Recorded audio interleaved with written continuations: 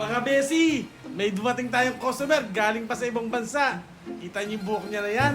Pagkaka-analyze ko dyan, sawa siya sa kulay. Sana naman po, pag nagkukulay po kayong mga customer namin, ipantay-pantay nyo naman. Gawa nung sa loob niya, wala ganong kulay. Ay nako, pahirapan na naman tayo. Tara na, gawin natin!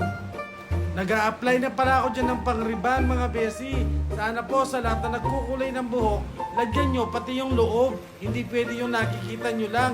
Ay nako, masusunog na po kasi agad yung mga bugbog sa kulay. Fast forward tayo. Plantsahan na tayo. Ayan. Kita nyo naman, dapat talaga manipis at saka wag masyadong lutuin yung dulo ng buhok niya kasi ang rupok-rupok na ng dulo ng buhok niya. Ang dami dyan talagang iingatan, kamukha ng mga bangs niya. Ay nako, yun ang pinakabugbog na kulay ng buhok niya. Tapos siya mismo nagkukulay.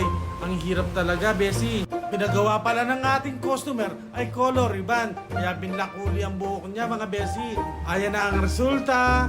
Kita nyo naman mga besi, kailangan talaga sa electric fan. Mahirap na. Pag binlow dry mo kasi yan, pwedeng mawala yung mga nakikingki o nasusunog. Tumutuwid kasi sa blow dry.